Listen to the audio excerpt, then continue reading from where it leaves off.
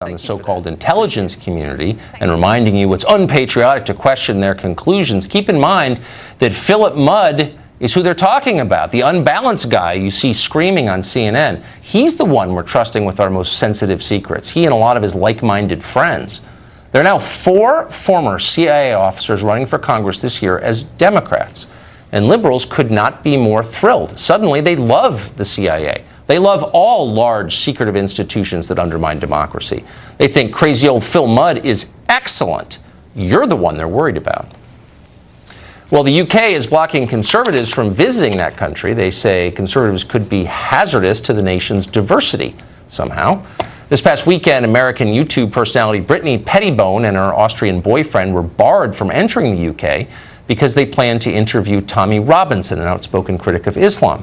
Then on Monday, British police halted a visit by Canadian journalist Lauren Southern on the grounds she was, quote, a radical Christian and therefore possibly a terrorist. Meanwhile, radical Muslims, more than 400 former ISIS fighters, are believed to have re-entered Britain without any problem at all. Indeed, they were welcomed. Huh? Katie Hopkins is a columnist with The Rebel. She wrote the book Rude, and she joins us now. Katie, it's great to see you. I mean, only a country that really hates itself, its heritage, its own people, would act like this. It's absolute madness, Tucker. I can't even tell you. For the regular British man or woman in the street, they're just shaking their heads and going, what has this country come to? We're welcoming back the mad mullahs. We're welcoming back the jihadis after they've done their jihad in Iraq or Syria. And by the way, they're not that good at jihad. You know, so you're supposed to blow yourself up if you come back. You probably weren't that great at jihad in the first place. Point. But we are turning away conservatives who just want to stand up for being Christian conservatives. And our Home Office here has sided with the Islamists of Luton. We seem to have some new blasphemy laws here in the UK that we didn't really know about, but are certainly being enforced. Blasphemy laws that are applied to Christians, but not to Muslims. So what undergirds this? So of course, for centuries, Britain sent forth Anglican missionaries to spread Christianity around the world. And by the way, they did. And now they would not let those same people in their own country in favor of ISIS members. What animates this? Why the change? Why do they feel this way? There's this pervasive thought that's spread amongst liberals. It's amongst the Labour Party, the Democrats, if you will, and the Conservatives. We have a Conservative government in power. You wouldn't believe it. It seems to be that being white is considered wrong. Being Christian is considered wrong. Trump is wrong. And then there's a list of right answers. To be Islamic is right. To welcome back jihadis is right. We shouldn't prosecute them. We should embrace them. And it's really getting to a point here in the UK where, we're up there on the endangered species list. To be a white, Christian, conservative woman like myself, I'm right up there on the endangered, animals list, up there with the black rhino. And the black rhino has got an advantage because he's black. So, the UK is a democracy, purportedly. You voted for Brexit. You still get to vote there for the time being. The majority of your population, I would bet you my car, does not agree with the policies I just described. Why are they putting up with them?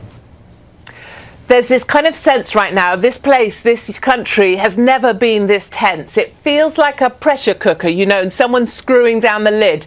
And there's going to be a tipping point. And that feeling of just people going to be rising up to say, right, no more of this. We will not be silenced anymore. And the thing is, people hold on to certain voices. There's a lot of support for these YouTubers that you spoke of that were banned. Yes. And when you start silencing the people that were even, finally speaking out for us, people like myself, in fact, I'm surprised I'm still here. I'm surprised I haven't been deported. Them people, there will come a point where enough is enough. And I think there will be some kind of uprising, because watching conservatives being detained for 2 days, being charged with or detained on suspicion of terror offences, when they're just young conservatives with a passion for their culture and a passion for their country. It really is such a disappointing time for the UK. Yeah. And I do think there needs to be much more of an attitude where we stop tiptoeing around the cultures that choose to come and join us and start defending the culture they have chosen to join. It used to be kind of a free country. That's authoritarian, what you're describing. And I'm sorry. Katie, thank you for coming on and telling us about that. It sounded familiar. Votes are coming in tonight from the special election in Pennsylvania. In the streets. In a November speech in Burkina Faso, in Ouagadougou, the capital, the French president explained why many of them must go and leave France. Quote, "I can't tell my middle classes who work, who pay taxes, that it's great. We're going to welcome everybody into the country," he said. "That's ridiculous. Who's going to pay for that? You'll just fuel racism and xenophobia. That doesn't exist, totally open frontiers. That just doesn't work." Katie Hopkins is with Rebel Media, and she joins us tonight. So, Katie, that was the president of France, the historic rival to your island kingdom. Can you imagine an English leader saying, a political figure in the UK saying something like that out loud? No, not at all. I think Macron, hopefully, is going to come back really strong on migration. I hope he's going to up the number of asylum seekers, rejected asylum seekers that are deported. And I think the mayors, the 7 mayors that have written these letters saying that they are overwhelmed by migrants, they are looking for fast action. And they're also looking for the rest of France to share the problem. At the moment, it's very much around the periphery of France, in the departments around the edge of France. And I think what those mayors are really saying is, we need everyone else to take some of the share and to bear the load. But he is talking tough on migration, and you can see why, because Merkel hasn't been tough enough on migration, and as a result, she's just had her worst polling for 70 years, which pleases me no end, because I think the woman is dead behind the eyes. Oh, I agree completely. It just seems it's so odd to have a president of France speaking like this, far tougher on migration than the Prime Minister of the UK. Absolutely. I think Theresa May has been nothing but a disappointment to so many of us, because she seems to be a massive appeaser. The more that we get attacked, the more we are threatened by the people that she welcomed to our country, the more we seem to pander to them. And that's craziness. To hear Macron coming back really strong is a very positive thing. And of course, there are other people now coming out strong as well. We've got Italian elections coming up on March the 4th.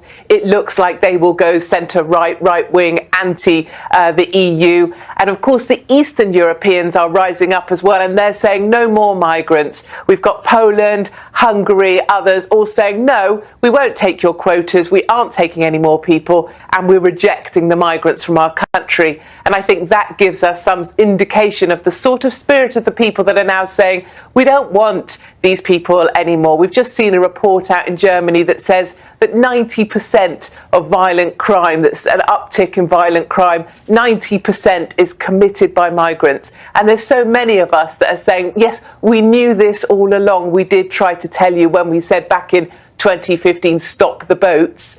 We said that for good reason. I never understand this idea, Tucker, that just because we're doing better than another country, you just invite yourself over. You know, like as if my mother-in-law, for example, likes to come over for Sunday roast. I don't invite her all the time because I don't want her in my house. In the same way as just because people want to join our country, we don't have to accept them just because they want to come because we're doing rather better than they are. I think it's okay to refuse people, and it's okay to say no. And if you're really a migrant fleeing from a country, how is it that you decided to leave your women and your children behind? Was it really that scary that you left the girls and you ran away? These are economic migrants, great and question. I think we're within our rights to say no. I want to wish you good luck with your mother-in-law, Katie, and I hope she doesn't watch Fox. Great to see you. Thank you. We'll be right back. You didn't frankly have the balls to put country before party.